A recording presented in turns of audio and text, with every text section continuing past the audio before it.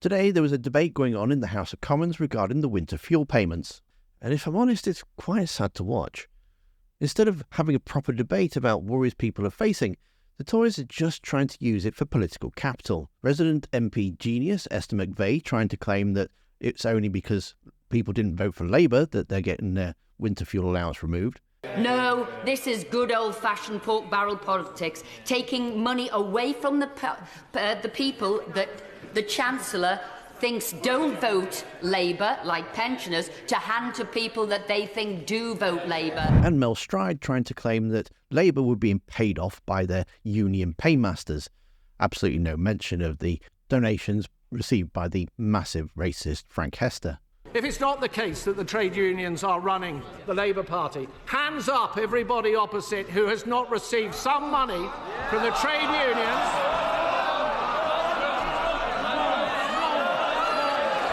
Has not received. Hands up anybody who has not received money from the trade unions for their campaigning or their private office. One person. One person, Madam Deputy Speaker. Therein lies the truth. They're trying to twist the narrative that the government is taking it from pensioners who are on 14, 15 grand a year and giving it to train drivers who are on 70 grand a year. I mean, it's just nonsense. These people who worked hard all their life, who've done their bit for the country, who their total package is perhaps £13,000 or £14,000 a year, what they can't understand is that this so-called saving of public money is actually going to go to train drivers who earn £70,000 a year. They just don't understand it. And you know what? I'm on minimum wage, which is what, 22 grand a year? I've got 3 children and a mortgage. I don't get the winter fuel allowance or any other benefit. And you're telling me that a pensioner who's probably paid off their mortgage and doesn't have any children living at home isn't going to survive on 15 grand a year? That's just ridiculous. And yet, what was their answer to the train strikes? Just ignore it.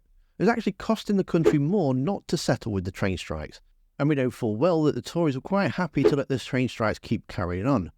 They didn't care if people couldn't get to their jobs or their funerals or doctor's appointments, hospital appointments. And yet now they're trying to make out that they're on the side of pensioners or on the side of working people. And they didn't care last year that people had to wear indoor coats when it was them that was in charge of the country.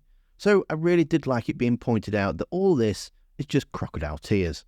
But as the Shadow Secretary of State outlined, the government's decision today will save £1.1 billion and the replacements that they're putting in place will cost £3 billion. How does that make economic sense and how does that help the case that she's making?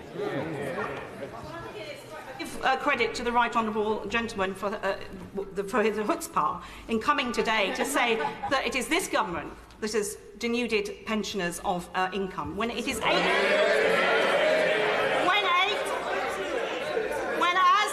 member for Stoke highlighted the previous government has a track record on this. And there are 880,000 pensioners who, under the right honourable gentleman's watch, didn't get pension credit, although they deserve it. So these are pensioners that have lost out on £3,900 a year, some cases for many years, because the last government fell down on its job because it protected some pensioners but not all. Where was the urgency then? And these are crocodile tears when those people were suffering. But it is right that pensioners should get what they are entitled to, and pension credit is not being abolished by this government but being promoted to make sure that the very poorest pensioners get that income into their pockets. I think the Tories being in opposition is going to be them just looking for any chance to be shameless opportunists. Because you can see Mel Stride doing exactly the same thing in the video that's on screen now. Thanks for watching. Don't forget to hit that like button, and I'll see you next time.